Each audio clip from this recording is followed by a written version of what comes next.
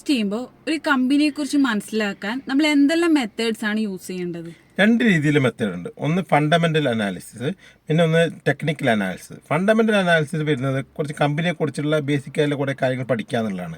അതായത് കമ്പനിയുടെ ആസ്തി എത്രയുണ്ട്, ലാർജ് ക്യാപ്പാണോ അതോ സ്മോൾ ക്യാപ്പാണോ മിഡ് ക്യാപ്പാണോ എന്നില്ല ആദ്യം ഒന്ന് മനസ്സിലാക്കുക.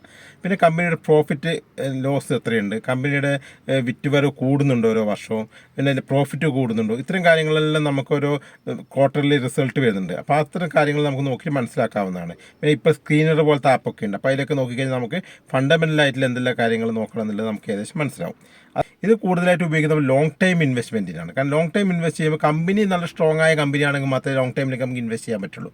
തൽക്കാലത്തേക്കുള്ള മൂവ്മെൻ്റ് അല്ല നമ്മൾ നോക്കുന്നത്. അപ്പോൾ അത്തരം ഇൻവെസ്റ്റ്മെൻറ്റാണ് നമ്മൾ കാര്യമായിട്ട് എന്ത് ചെയ്തത്, ഫണ്ടമെൻ്റൽ അനാലിസിസ് നോക്കുന്നത്. പിന്നെ കൂടെ തന്നെ നമുക്ക് എപ്പോൾ ഇൻവെസ്റ്റ് ചെയ്യണം എന്നുള്ളൊരു കാര്യമുണ്ട്. കാരണം നല്ല ഫണ്ടമെൻ്റൽ സ്ട്രോങ് ആയ കമ്പനിയാണ്, പക്ഷേ ഇപ്പോൾ പ്രൈസ് വളരെ മുകളിലാണെങ്കിൽ ആ സമയത്ത് ഇൻവെസ്റ്റ് ചെയ്തിട്ട് കാര്യമില്ല. അപ്പോൾ അതായത് നമ്മുടെ കമ്പനിയുടെ പ്രൈസ് താഴ്ന്നു നിൽക്കുമ്പോൾ വാങ്ങുന്നതാണ് എപ്പോഴും നല്ലത്. അതിനാണ് നമ്മൾ എപ്പോഴും ടെക്നിക്കൽ അനാലിസിസ് ഉപയോഗിക്കുന്നത്.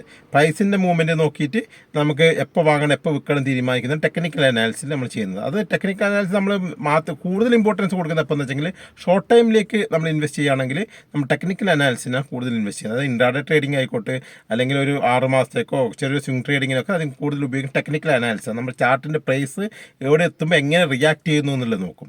ചില പ്രൈസ് റേഞ്ചിൽ എത്തുമ്പോൾ അത് നന്നായിട്ട് ബയേഴ്സ് കൂടുതലായിട്ട് കാണാം. നമുക്ക് ചാർട്ട് നോക്കുമ്പോൾ തന്നെ മനസ്സിലാവും. അത്തരം ഏരിയകളിലേക്ക് എത്തുമ്പോൾ കൂടുതൽ ബൈ ചെയ്യുക. ഇല്ലെങ്കിൽ ഒരു റെസിസ്റ്റൻസ് ഏരിയ ബ്രേക്ക് ചെയ്യുന്ന സമയത്ത് നമ്മൾ പെട്ടെന്ന് അതിൽ എൻ്റർ ചെയ്യുക.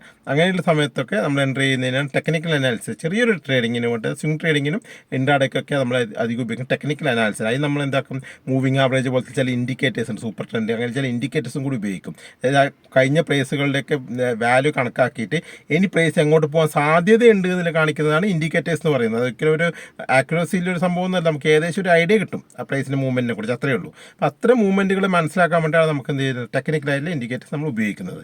നമ്മളല്ലാതെ ലോങ് ടൈമിലേക്ക് ഇൻവെസ്റ്റ് ചെയ്യാൻ നമ്മൾ എന്ത് ചെയ്യുക, ഫണ്ടമെൻ്റലായിട്ട് നോക്കുക. കമ്പനിയുടെ വിറ്റുവരവ് എങ്ങനെയുണ്ട്, നമ്മുടെ കമ്പനിയുടെ ആസ്തി എങ്ങനെയുണ്ട്, മൊത്തം വരുമാനം ഉണ്ടോ, പിന്നെ എന്താ നമ്മുടെ ബാക്കി ബാലൻസ് എത്ര പണമുണ്ട്, മറ്റ് കമ്പനി അതായത് അതേ മേഖലയിൽ വർക്ക് ചെയ്ത മറ്റ് കമ്പനികളെ അപേക്ഷിച്ച് നോക്കുമ്പോൾ നമ്മൾ ഈ നോക്കുന്ന കമ്പനി എത്രമാത്രം ഇത് നല്ല രീതിയിൽ വർക്ക് ചെയ്യുന്നുണ്ട്, ഇത്തരം കാര്യങ്ങൾ നമുക്ക് എന്ത് ചെയ്യാം, ഫണ്ടമെൻ്റൽ അനാലിസിൽ ചെക്ക് ചെയ്യാൻ വേണ്ടി പറ്റും.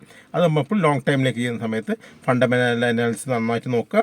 നല്ല ഫണ്ടമെൻ്റൽ അനാലിസിലുള്ള കമ്പനികൾ എടുത്തിട്ട് അതിൽ നമ്മൾ ടെക്നിക്കലി എപ്പോൾ വാങ്ങണം എന്നുള്ളത് ടെക്നിക്കൽ അനാലിസിലൂടെ തീരുമാനിച്ചിട്ട് വാങ്ങിക്കാം. അതാണ് എൻ്റെ ഒരു മെത്തേഡ്.